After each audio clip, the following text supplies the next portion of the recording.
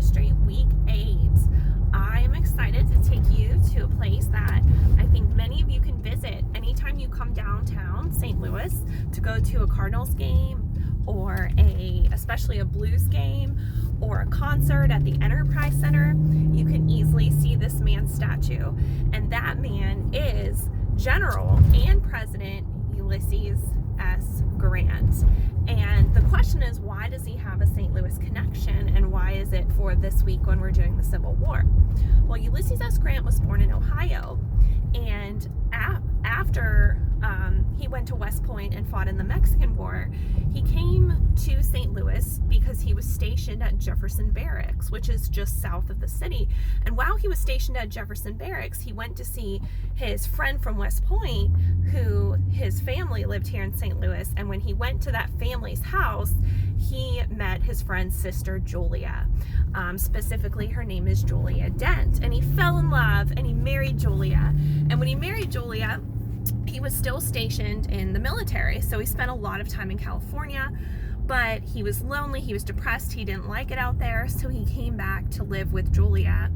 They had a few children, and he went to Illinois, Galena, Illinois, which is up in the northwest corner of Illinois, to work at his father's business and raise his family until 1861. And that is when he was asked by people in Galena to lead a brigade and become a commander in the army, since he had military experience.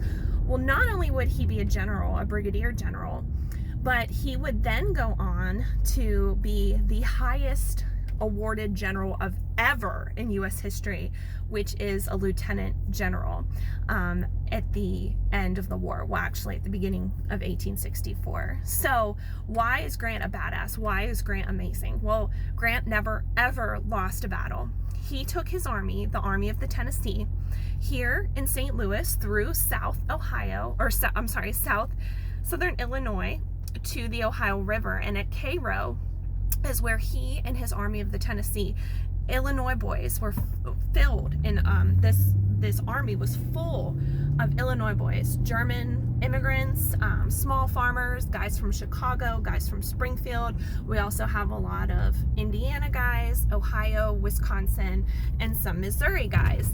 And so Grant is going to take them to capture the Mississippi River. And so not only is Grant going to capture the Mississippi River, but he's going to win. All he does is win. So he's going to win at Fort Donelson, win at Fort Henry, win at Shiloh, win at Vicksburg.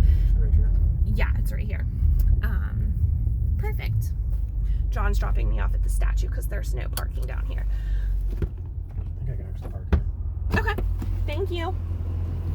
So all he does is win. He wins 4 campaigns, and President Lincoln is going to tell him, I want you to take command of all armies in the West. And so when he does, he takes his army to Tennessee, to the Battle of Chattanooga. And 3 armies are there in Chattanooga. And not only does he take his men and win at Chattanooga, but because he wins this battle, Lincoln says, you are now in charge of every single army in the field. Every U.S. army is in your control. And I want you to come to Virginia to defeat Robert E. Lee's Army of Northern Virginia. So Grant is going to go to Virginia, and he's going to leave his Army of the Tennessee, the Midwestern guys, in control of his favorite best friend, second in command, General William Tecumseh Sherman. And William Tecumseh Sherman is actually buried north of here in St. Louis as well. So St. Louis has the Grant and Sherman connection. And so what's going to happen is Grant is then going to go to Virginia, and he takes over the Army of the Potomac. And you'll read about what they do in the PowerPoint. And not only are they going to fight their way through Virginia successfully, but they're going to surround Lee's army in the city of Petersburg, Virginia. And then it only becomes a matter of time. And what Grant's going to be able to do is kind of squeeze Lee's army into submission, and they won't be able to get food. Troops are going to desert, and eventually Lee's going to flee the city of Petersburg. Richmond falls into United States Army's hands, and when Lee heads west into Virginia, Grant is going to follow him. And on April 9th, 1865, Grant will accept the surrender from Lee, and then he will go on to become our 18th president. And so General Grant has this local connection of living in Illinois, leading Illinois men, coming to St. Louis to find his wife, and this statue was built. He died in 1885, and the statue was built in 1888. And so here is the statue of Ulysses S. Grant. Now this statue has been here since 1890, or I'm sorry, the year 1900. So for the last 120 years, it's sat here, right kind of in the back side of City Hall. The Blues play behind here at the Enterprise Center. And then to kind of put it in perspective, there's the Arch where we've done some other talks. But before it made its kind of final place here, it was actually put right in the middle of the street, right there, with kind of like these like pillars around it and an awning. And then people of St. Louis said, you know what, we're gonna have to drive around this, so let's just put him in a safer location. And so there is our statue of Ulysses S. Grant. And it doesn't really say anything on it. It just has a picture of him commanding troops and then his name. And I think that's appropriate because he was super humble. He didn't like to brag a lot. He wasn't in the military like some men for I guess you could say the glory in order to run for president or have your political career jump started. It was actually the reason behind going to the military is he didn't really like business and he didn't want to run his own business like his father. So he went for the military, and because he had that experience in the Civil War and won and was the winning general, he was elected to be the 18th president.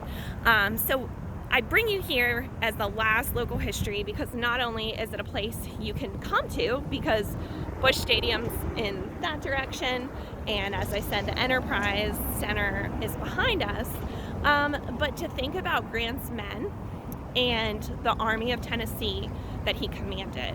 Midwestern farmers, Germans, guys who were working in Chicago, laborers.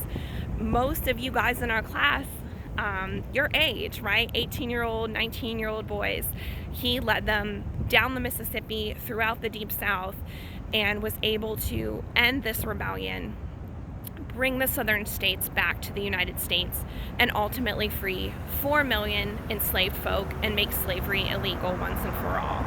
And so yeah, there's a ton of history in this region. And so if you're not from St. Louis, when you come here to McKendree in a few weeks, come see these spots. And if you are from the St. Louis area, the metro area, or you live in Illinois, just know that the events of our U.S. history, right, this big national history that we have, so many of them are significant to where you live. And so seeing General Grant, we salute him, we salute our final local history for week 8, and I'm excited to read your final papers and see what you think about General Grant, his military accomplishments, and the experience of the men who fought in his army.